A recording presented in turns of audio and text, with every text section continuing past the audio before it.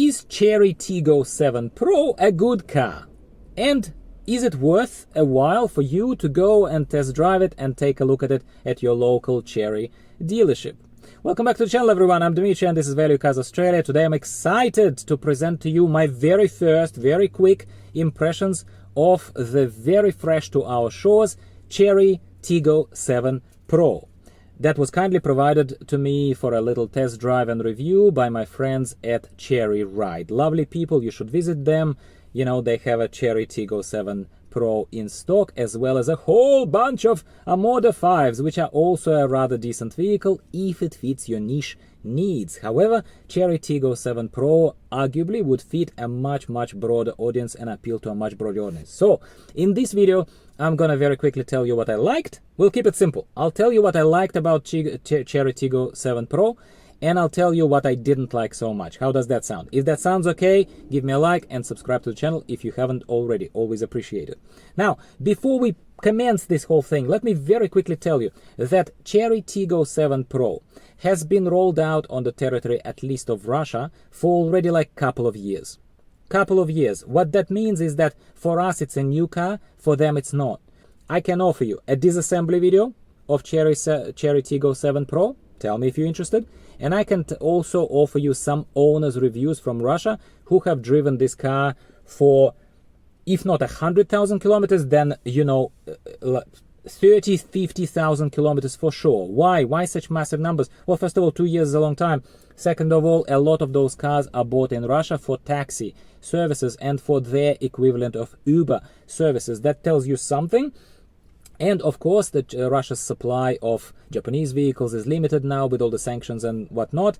Now, on to my personal impressions of Chery Tiggo 7 Pro. First of all, it's roughly sized as kind of my old Haval H6, you know, and both vehicles, Haval H6 and Chery Tiggo 7 Pro, are both popular, have been reviewed by other channels, have been reviewed by many channels. Chery Tiggo 7 Pro is certainly more fancy. It's certainly more fancy than Haval H6. This is not directly a purely comparison video, but I gotta compare so that you understand what I'm talking about. It certainly has nice detailing, reasonably nice stitching, good materials by the look of it, certainly not much worse than anything else that I've seen. Nothing is creaking during the drive. It has a DCT transmission. It has a 1.6 turbo petrol engine. All-wheel drive model, this top-of-the-range one that I test drove was. This top-of-the-range model is kind of expensive-ish in my humble opinion for what it is and for the Chinese origin of the vehicle. I'm sorry, we have to address this. And it is, the top-of-the-range is around 45,000 Australian dollars. It gives you a lot though.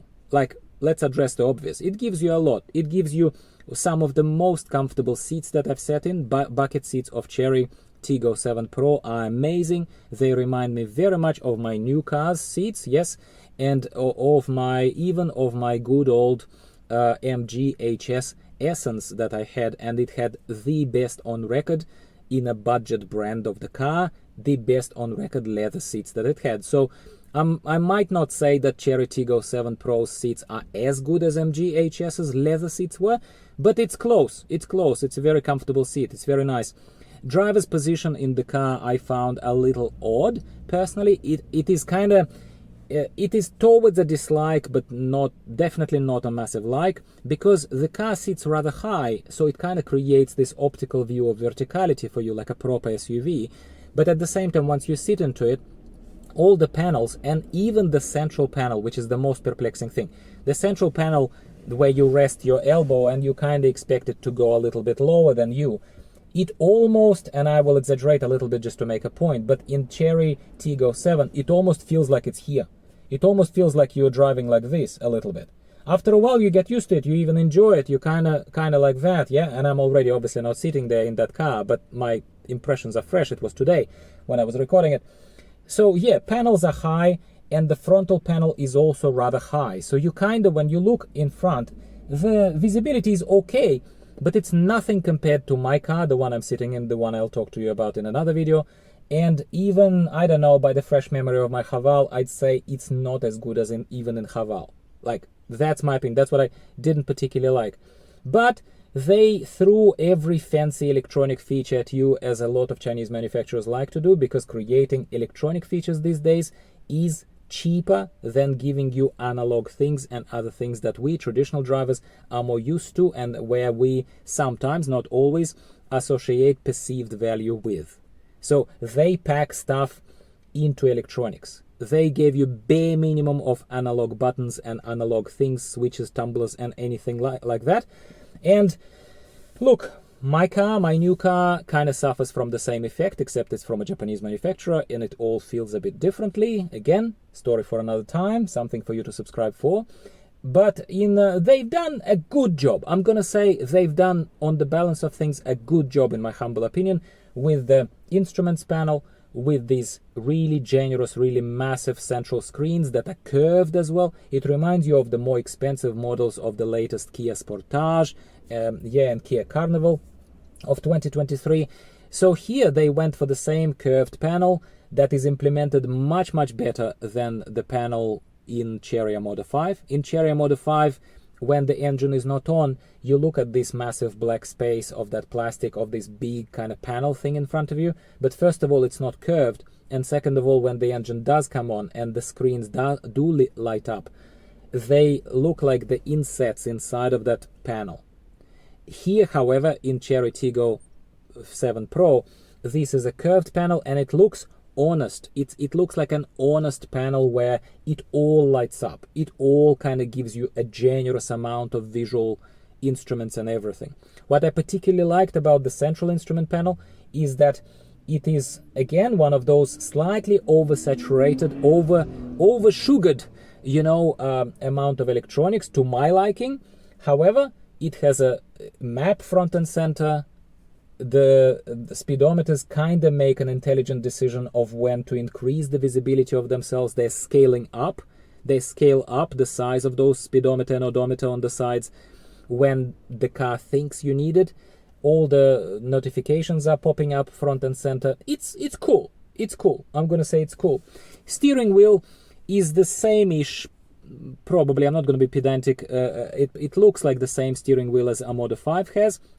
And the adjustment of the steering wheel, unfortunately, is only tilt, but it's definitely not telescopic. It doesn't do that. It doesn't do that. It only does that, which creates some limitation depending on your body shape and how you like to sit. But the seat is adjustable. It's electric adjustable as well. So I guess what you can't get from the adjustment of the steering wheel, you can probably compensate for a little bit with the seat. All models, surprisingly, all models of Chery Tiggo 7 Pro come with the panoramic sunroof. That is unusual and great at the same time. I think Chery has done another massive kind of swing for the fences and sort of decided to give it not only to the $45,000 car, but also to the base model. Mind you, as you see on the side of the vehicle, front and center, the car pricing starts from $40,000 roughly, $39,990. That's expensive. It's expensive for a Chinese manufacturer. It is nice that they are trying to employ aggressive marketing tactic where they're trying to associate the value not with our consumer knowledge of the car on the market, but with the perception of the label. Because here is how our brain works. When we don't have any other information to go by, all we go off is feedback received from people like me, if you watch YouTube, and the price tag. If the price tag is cheap, your brain tells you it's crap. It's not worth your money. It's cheap, it's plasticky, it's whatever. That's how we're trained over the years and years and years and years and years. What Chery does here is it perfectly understands that someone might go for a Japanese car by paying only a few grand more. However, it is straight away saying, nah, don't care that some people will go to Japanese. We are worthy of money. We are expensive. That's what they're trying to do here. That's what they didn't do with Omoda. And mind you, Omoda still, in my humble opinion, with all my respect to Chery, as I'm praising here Tiggo 7 mostly, but Omoda 5, plastic, not worth your money, cheap for a reason. Humble opinion. Speaking of the things that I didn't like about Omoda 5, main thing I didn't like about Omoda 5, and I still encourage you to watch that video because it's right in the moment and it's a better kind of contextual narrative there. But what I didn't like there is the driver fatigue monitoring system.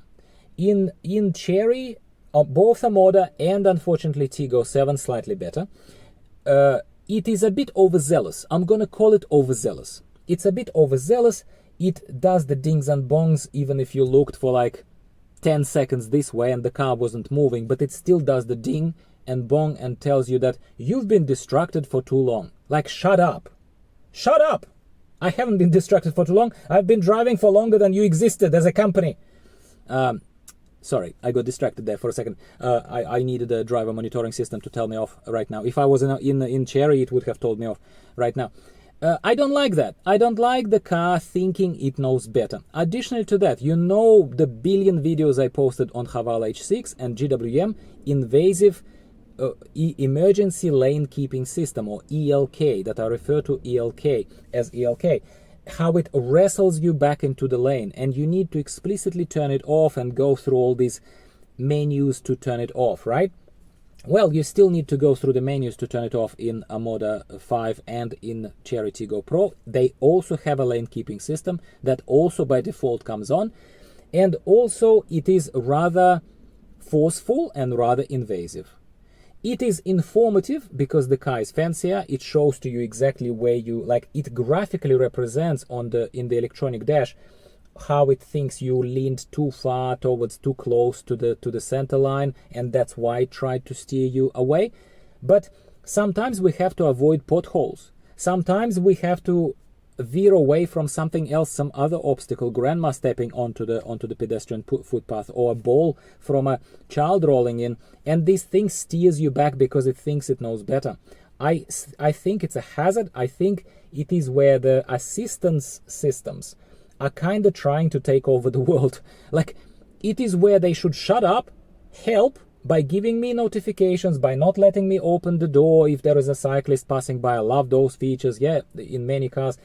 By, I don't know, not letting me reverse if there is an obstacle there like this car does. Like, I like some of it, but when it thinks it knows better how to drive, like, I am very, very, very negatively predisposed to that. Now, as I said though, from my quick test drive today and taking a look at it, and I spent a lot more time with Omoda 5 for comparison, I do think that electronics is tuned a bit better in Chery Tiggo 7 Pro. I do think so.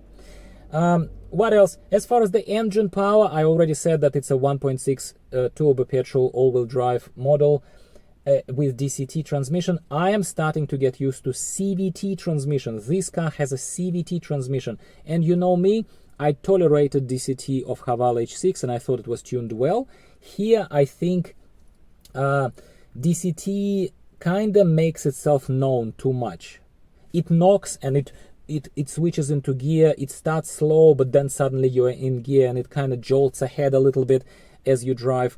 I didn't spend too much time to kind of make conclusive things here, resolutions on how Chery Tiggo 7 Pro would fare in our traffic and if I was to drive it, for example. But I'm not a fan of DCT, is all I'm going to say. For you, it may not be an issue. Let's address the elephant in the room. For you, it may not be an issue. Now, finally, very, very quick things, and we're not going to go into detailing and all that stuff. At the beginning, I told you that I can talk to you more about this and give you more examples and translations, so let me know if you want them. Interior space, not much, to be honest. It looks like a big car. It also has a pretty steep price tag, yeah? But the boot is comparable to my Haval H6, probably a tiny bit taller, but also feels like a little bit narrower. This top-of-the-range model is on 19-inch wheels, which always looks lovely, let's acknowledge that. It also has a full-size 19-inch spare, which is great, also good. But again, for my needs, I wouldn't be buying it because I just bought this, and we spoke a long time about me needing car there at the space at the back. And that car, it will fit as a family of 3, it will be fine, but it doesn't give you a sense of generous space behind. And here I'm also offering you a video of me sitting behind myself. So that's my driver position as I sit. I'm 175 centimeters tall. I'm not a massive dude, but I'm not a shorty either. And with this comfortable position of sitting as a driver, that's how little, in my humble opinion, space is left for the knees and for the legs of the passenger at the back. However, plenty of head space. It doesn't feel claustrophobic. The roof is high. That's a good thing. So that's a good thing. Now, summarizing, my friends, I'm very, very happy for Chery finally bringing a second model to our shores. I don't think that having just a Omoda 5 with mixed reviews, with slightly cheaper plasticky feel to it, and definitely inadequate amount of space at the back, practically non-existent space at the back, it was not enough to have a proper foothold, create a proper foothold in the country, and even honestly gauge the interest of the country in your brand, because it's a very niche product, Omoda 5. However, Chery Tiggo 7 Pro gives more space inside, gives more creature comforts, slightly invasive ones and slightly, you know, oversaturated with sugar, as I refer to it, in my humble opinion, but pretty damn good still.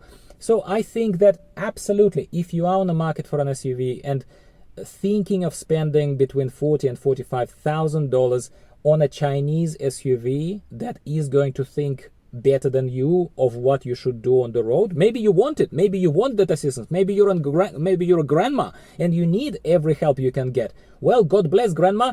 Go to Chery Ride right now, to my good people, tell them that you're from me. And I am not promising you any discounts. I'm absolutely not promising you any of that. But what I promise you is that they're nice people who will look after you. Okay? And yeah, and I hope you've enjoyed this video. I am excited for Chery. I'm excited about having Tiggo 7 Pro on our shores, because I always welcome healthy competition for the brands. It always is a good thing. There is never a bad thing in competitive kind of good conduct between the companies. So all the best to everyone. Give the video a like if you haven't already. It goes a long way. Leave the comment, what do you think? Have I piqued your interest? And always take a look in the description of the video for any of the promotional codes and any other offers from our kind sponsors that are sponsoring this channel. Thank you for watching. I'll talk to you next week about something else, cars or essential car electronics related. Goodbye for now.